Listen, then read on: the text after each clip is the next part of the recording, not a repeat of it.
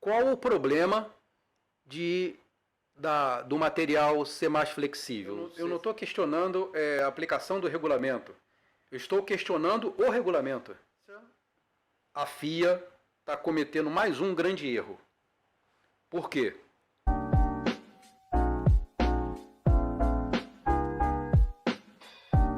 Agora, uma coisa me incomodou, que é a tal da flexibilidade das asas, que a FIA está incomodada com isso. Né? Aí eu vou falar agora como torcedor, não sou engenheiro, né? Mas a gente conhece um pouquinho das coisas, né? Muitas coisas a gente aprende, não precisa fazer um curso regular para aprender, você pode estudar em casa, muita coisa dá para aprender. E aí, é aquilo que eu pergunto. Primeira pergunta que me vem à cabeça, qual o problema do material ser mais flexível? Eu não sei, você tem alguma informação disso? Por que a FIA está incomodada com essa flexibilidade das asas? Porque varia o perfil aerodinâmico. E qual o problema de variar o perfil aerodinâmico? Aí você tem ganhos. Opa, você consegue aumentar o arrasto ou diminuir o arrasto dependendo da velocidade que o carro tem. Esse conceito de asa hoje está muito moderno, né? Eu gosto muito de aviação também, a gente acompanha muito isso. Então você vê as asas modernas dos aviões de hoje, elas têm perfis, né? Que podem ser alterados, tal. E assim, para o futuro eles preveem coisas muito mais flexíveis. Como é que eu vou colocar o termo, cara? Coisas que são mais... Enfim, falta a palavra técnica, eu não sei. Mas que se adapte melhor a vários regimes flexível, de é isso voo, mesmo. por exemplo. Né? As asas hoje são mais flexíveis dos aviões. Então, porque são situações, né? Quando você coloca uma asa, por exemplo, que ela tá, digamos que é reta no sentido assim, ela faz 90 graus com o avião, você tem um tipo de sustentação e aquele avião é bom para um tipo de velocidade.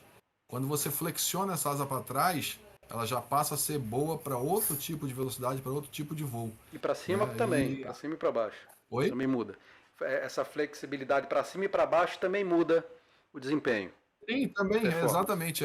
Você vê hoje aviões modernos decolando com carga total, você vê a foto de frente. Quase bate asa. A flexibilidade da asa é um negócio impressionante, né, cara? Assim, para quem não tem. Assim, talvez para mim não choque tanto, porque eu, desde criancinha, que eu acompanho esse negócio, né?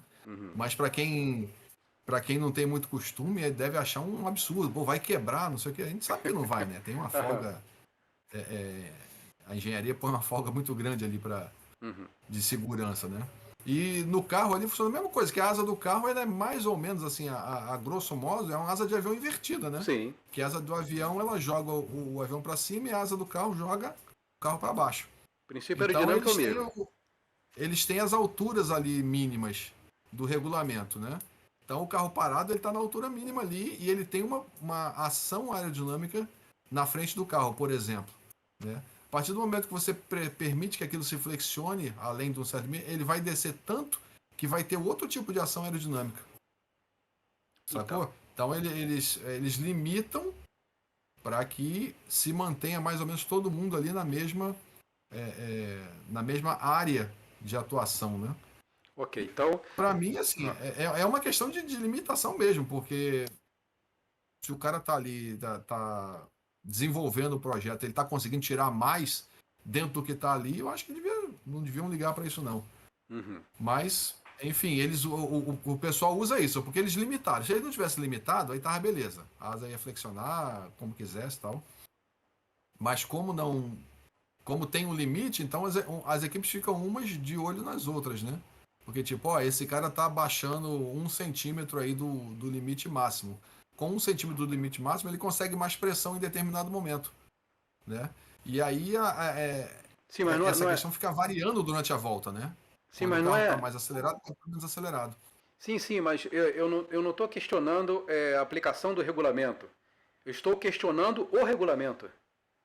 Compreende? Eu estou questionando o conceito da coisa. Né? No questionamento do regulamento. Você vê alguma justificativa pro regulamento proibir a flexibilidade? A minha pergunta foi essa, entendeu? Não, é só questão de limitar mesmo. Eu não vejo nada além O disso. É porquê? questão da limitação de dizer, ó, tem que ficar nesse parâmetro aqui. Mas por quê? Não, Senão não o cara tem vai botar uma rodinha embaixo da asa e vai fazê-la qual o ir arrastando princípio? no chão. Qual o princípio motivador desse item de regulamento? Tu tem noção, não? Eu não sei. Por que Não, que a eu acho FIA que é só limita naquilo? realmente manter um limite para as coisas. É só tipo isso. Ó, tem que estar dentro desse pacote aqui. Quem tiver fora. Eu, para mim, na minha ignorância, a FIA está cometendo mais um grande erro. Por quê? Desenvolvimento aerodinâmico, ele é essencial para tudo. Tudo. Parece bobagem. Você fazer uma hélice do ventilador para sua casa, para construir um ventilador. Ali tem princípios aerodinâmicos. Então, na minha opinião, a Fórmula 1, na minha opinião não, isso aí é patente. A Fórmula 1 é um grande laboratório de desenvolvimento tecnológico. Não é? E quando eu não vejo nenhum problema de segurança, eu acho que é até o contrário. Se ele permite, libera flexibilidade, os engenheiros vão conseguir mais desempenho e mais segurança.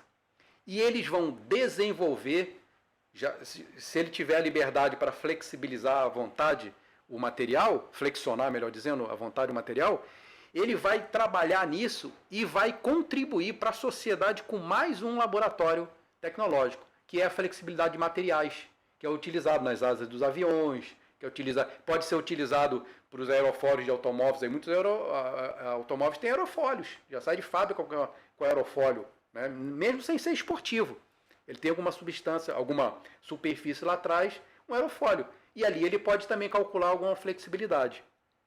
Eu não vejo porquê. Mas eu acho que aí vai entrar essa questão. Eu acho que vai combinar com a questão de segurança, sim, porque se você não colocar um limite, eles vão permitir que esse negócio flexione até um ponto, porque o material de que é feito é determinado, né?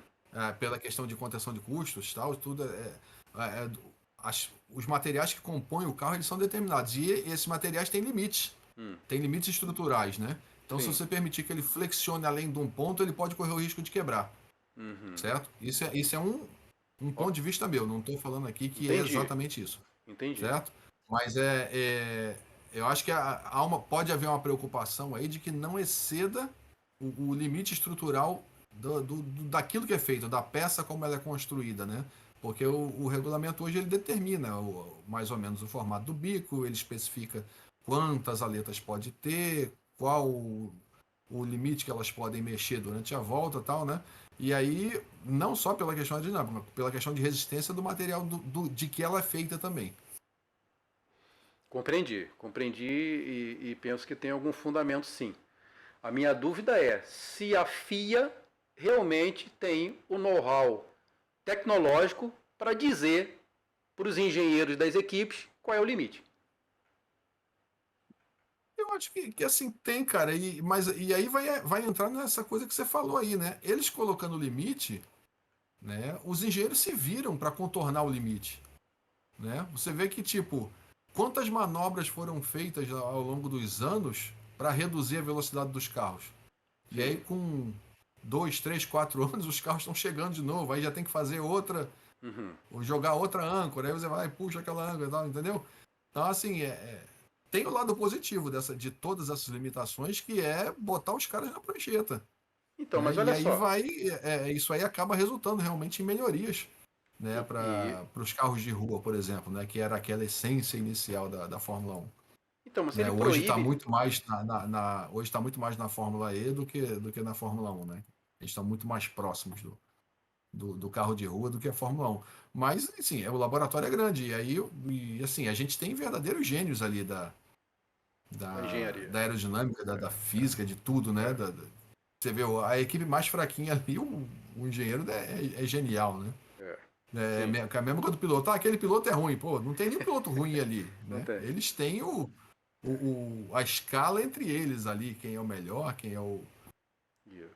Não gosto nem de usar o termo pior, né? Quem é o menos bom, digamos assim. É, Mas ruim não tem ninguém ali, né? sim. Digamos assim, o pior ali é muito bom. O pior ali é muito É, acima da muito média. acima. Mas aqui, aí, voltando. eu nunca vi uma asa quebrar, porque ela flexionou a ponto de quebrar na Fórmula 1 e nenhuma competição automobilística, tu já viu?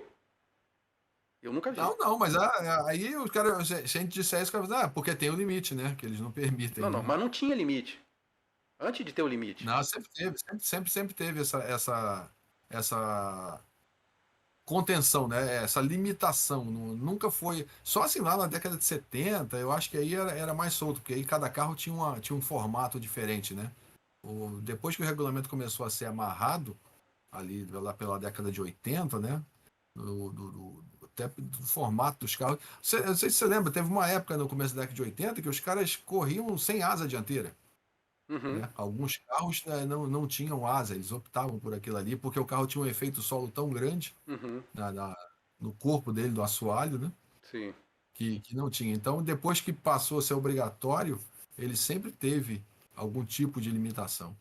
E teve uma época também que a frente do carro era muito curtinha, né? Então talvez o efeito Uhum. não fosse tão assim. Hoje o bico é gigantesco, então faz muita alavanca e é gigantesca também, né? Por Mas, causa da época.